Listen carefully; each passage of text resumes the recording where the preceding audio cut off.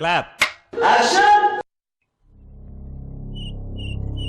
அந்த லாண்ட்ரி கடை எவ்வளவு நாளா இங்க இருக்கு? அவன் ரொம்ப நாளா இருக்காம்மா.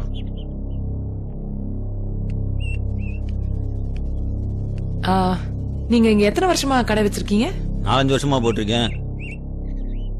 இந்த பத்திரிகைக்காரர் பிரசன்னா, அவர் வீட்டுக்கும் நீங்க தான் இஸ்திரி பண்ணுவீங்களா? ஆமாமா. இஸ்திரிக்காரன்ட்ட பேசினது நல்லதா போச்சு. கொலை நடந்த அன்னைக்கு வீட்டுக்கு 2 பேர் வந்திருக்காங்க, ஒரு பையன் ஒரு பொண்ணு. ஏன்னா அக்கரன்ஸ் ஆஃப் கிரைம்ல எவ்வளவு புத்திசாலியான கிரிமினலா இருந்தாலும் ஆதாரத்தை விட்டுருப்பான். அது வேற.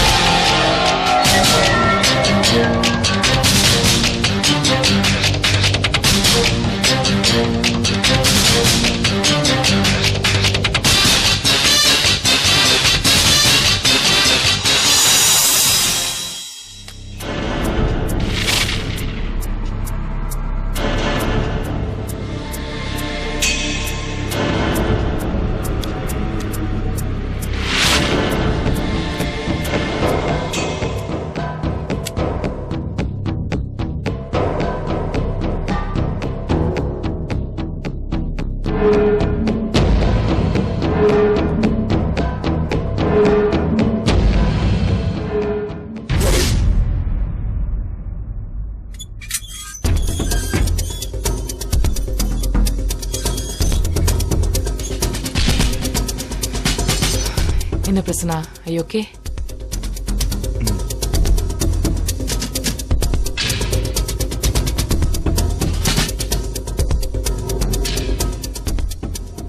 இந்த ரெக்கார்டர் உங்க வீட்டு திவான் கடையில இருந்துச்சு. ஒரு ரிப்போர்ட்டர் வீட்டுல ரெக்கார்டர் இருக்கிறது ஒன்னும் அப்படி ஆச்சரியமான விஷயம் இல்ல. ஆனா அது இருந்த இடம் தான் சந்தேகத்தை வளர்க்குது. அப்பாவை கேட்டபோது உங்க அப்பா சொன்னாரு இது உங்களோட ரெக்கார்டர் இல்லன்னு. அப்படின்னா இது யாரோடது?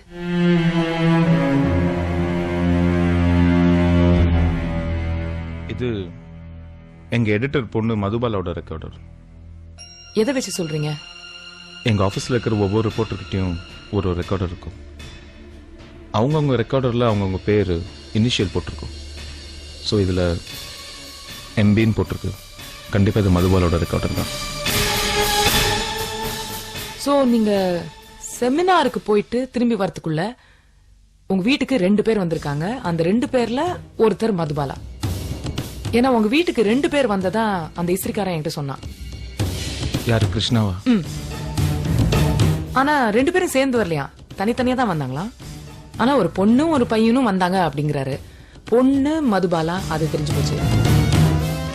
பையன்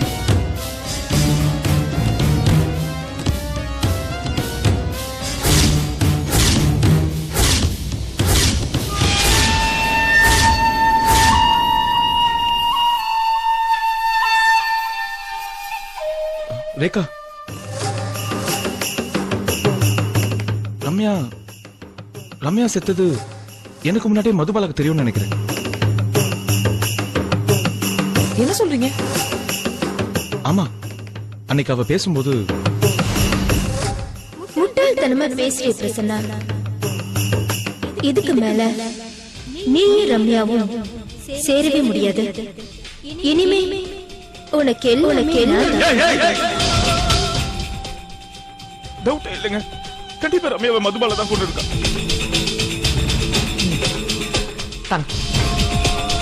Talk to you later.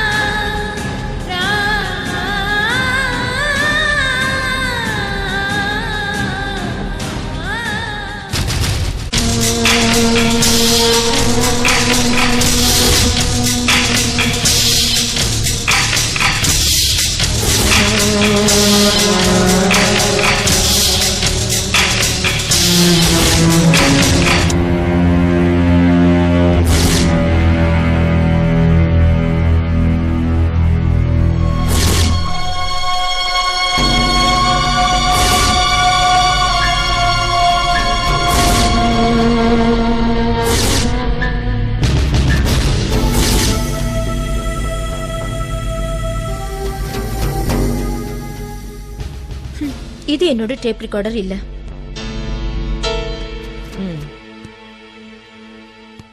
எம்பின்னு போட்டிருக்கு.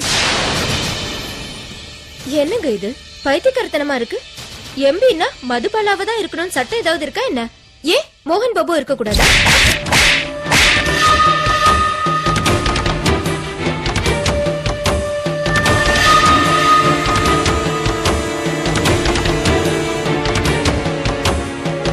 என்ன கண்ணுக்கு முன்னாடி பட்டாம்பூச்சி பறக்குதா? சி, இப்ப நான் உன்னை அடிக்கல, லேசா தட்டினேன். புரியுதா? உன்னை இங்க உக்காத்து வச்சு கேள்வி கேட்டுட்டு இருக்கோம். நாங்க நினைச்சோம்னா 3rd டிகிரி இன்ட்ராகேஷன் எங்களால பண்ண முடியும். அப்படி பண்ணோம் உன்னால தாங்க முடியாது. எம்பினா என்ன சொல்லு. எம்பினா யாரு சொல்லு.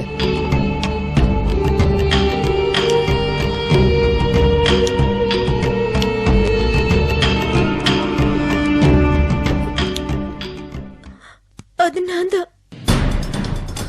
இது என்னோட டேப் ரெக்கார்டர் தான்.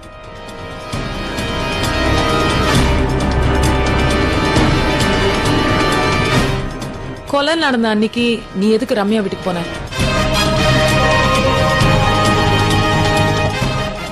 இங்க பாருமா, உன்ன மாதிரி ஆளுங்க கிட்ட இருந்து உண்மையை வர வைக்கிறது எங்களுக்கு ரொம்ப ஈஸி. இந்த 3rd டிகிரின்னு கேள்விப்பட்டியே, இந்த வாட்டர் டிராப் ட்ரீட்மெண்ட்டோ இல்ல உன்னோட நகத்தோட கேப்ல ஊசி விடுறதோ அதெல்லாம் எங்களுக்கு பண்ண வேண்டிய அவசியமே இல்லை. உன்னோட ஜா இருக்கு பாரு, ஒரு அடி அடிச்சானா டிஸ்லோகேட் ஆயிடும். அப்புறம் உன்னால சாப்பிட முடியாது, பேச முடியாது. திரும்பி எப்ப பேச முடியும்னு கூட என்னால சொல்ல முடியாது. என்ன, நீ அங்க போனதுக்கு ஐ விட்னஸ் இருக்காங்க. எத்தனை மணிக்கு போனேன்னு கூட எங்களுக்கு தெரியும்.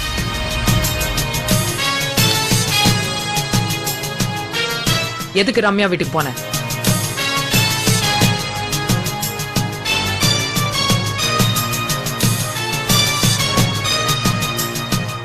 எதுக்கு ரம்யா வீட்டுக்கு போன?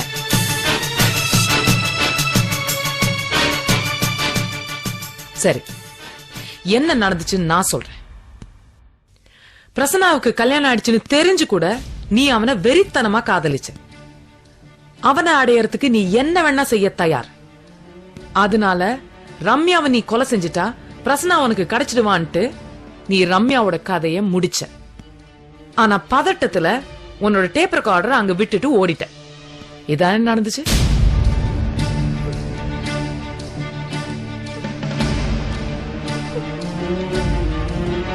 இதுதானே நடந்துச்சுன்னு கேட்டேன்.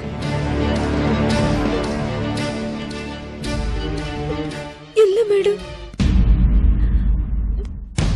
நான் அன்னைக்கு ரம்யா வீட்டுக்கு போனது என்னமோ உண்மைதான்.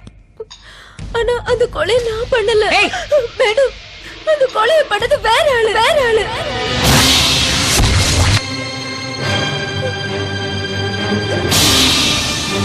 வேற ஆளுனா யாரு?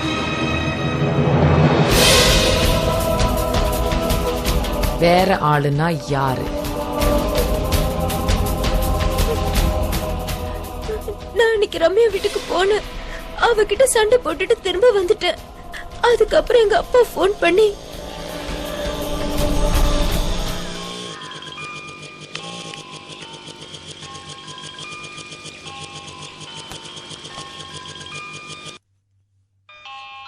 சொல்லுங்க டாடி. எங்கம்மா இருக்க? நான் என் ஃப்ரெண்ட பாக்குறதுக்கு மந்தவள்ளி வரைக்கும் வந்திருக்கேன். பாத்துட்டியா? பாத்துட்டேன். என்ன விஷயம்? நீ மந்தவள்ளியில இருக்கிறது ரொம்ப நல்லதா போச்சுமா. அங்க இருந்து மயிலாப்பூர் போய் சீனிவாச சாஸ்திரி ஹால்ல ஒரு ஃபங்க்ஷன் நடக்குது. அதுல ஆந்திரா நீர்ப்பாசனத்துறை அமைச்சர் சத்யநாராயணா கலந்துக்கிறாரு. அவரை நீ போய் இன்டர்வியூ பண்ணிட்டு வந்துருமா. டாடி, இதெல்லாம் முன்னாடியே சொல்ல மாட்டீங்களா? நான் எதுவுமே ப்ரிப்பேர்டா வரல, என்னால முடியாது. அதம்மா ஜேர்னலிசம், எந்த நேரத்துலயும் எது வேணாலும் நடக்கலாம். அப்புறம் உங்களோட டேப் ரெக்கார்டர் இருக்குல்ல, அதை எடுத்துட்டு போய் உனக்கு என்னெல்லாம் தோணுதோ அதெல்லாம் கேட்டு ஒரு கவரப் பண்ணிட்டு வந்துரு. சரி, போற வைங்க.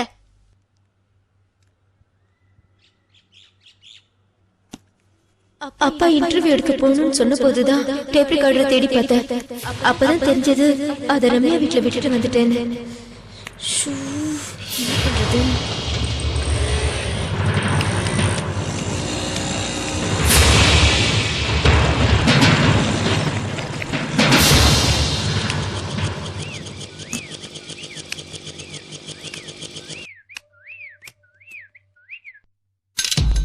அந்த டேப் ரெக்கார்டர் எடுக்கிறதுக்கு நான் திரும்பி ரம்யா வீட்டுக்கு வந்தேன். அப்போ டேய், நீ எதுக்கு இங்க வந்த? நீ வெளிய போடா. வெளிய போடா. கிட்ட வராதே. கிட்ட வந்த. உடனே கொலை பண்ணிடுவேன். போடா. டேய், என்ன சிரிக்கிற? ஆ? ஏன் சிரிக்கிற?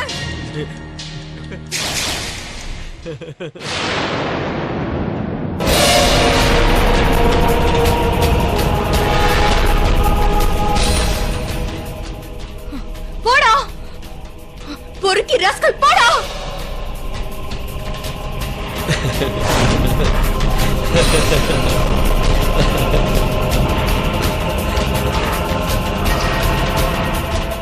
போ.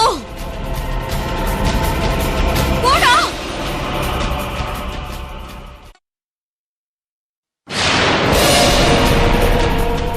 போடா.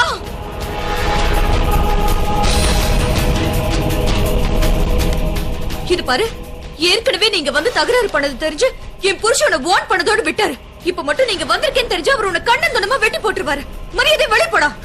அதான் அவர் போயிட்டார்ல. போடா. ஏய், நிறுத்தடி.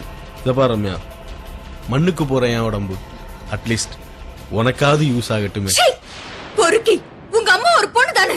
ஏய் சி சி சி, எத்தனை வருஷமா அந்த டயலாக பேசிட்டு இருக்கீங்க? இத பாரு ரம்யா, எனக்கு கல்யாணம் ஆகி நான் வேற ஒருத்தர் கூட வாழ்ந்துட்டு இருக்கிறேன். உனக்கும் கல்யாணம் ஆகி உன் புருஷன் கூட வாழ்ந்துட்டு இருக்கிறேன். ஒரு நாள், ஒரே ஒரு நாள் நீயும் நானும் புருஷன் பொண்டாட்டியா வாழணும். இதுக்கு மட்டும் நீ சம்மதிச்சா என் வாழ்நாள் முழுக்க, உன் வாழ்நாள் முழுக்க நான் குறுக்க வர மாட்டேன். பொறுக்கி, நீ நினைக்கிறது உன் கனவுல கூட நடக்காதுடா. இப்ப மட்டும் நீ வெளிய போல உன் பொண்ணு தாண்டா வெளிய போகும். அப்படியே நான் பணமா போனாலும் உன்னை அனுபவிச்சு தாண்டி போகும். பாக்கலாம்டா.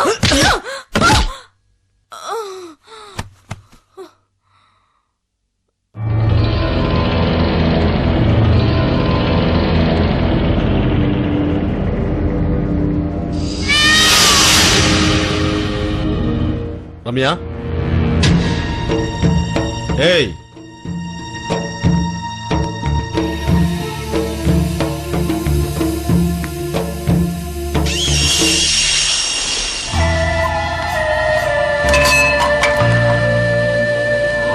ரம்யா, ரம்யா,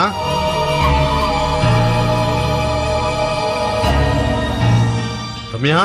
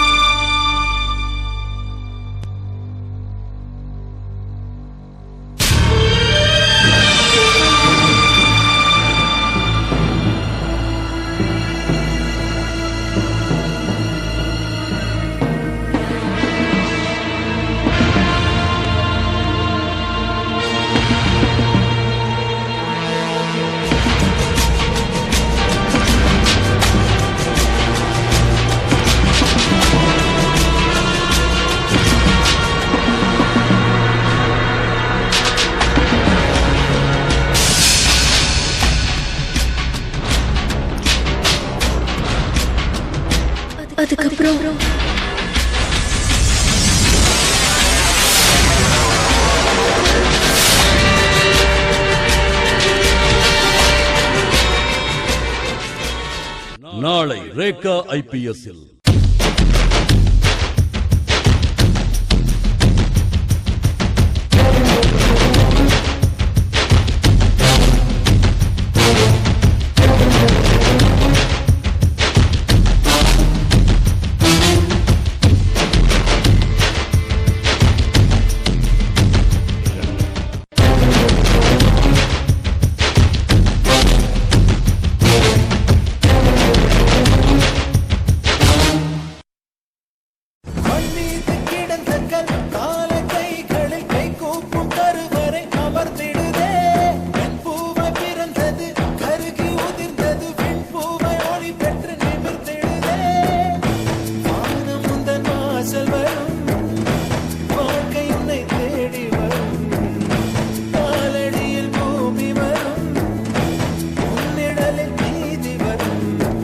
பல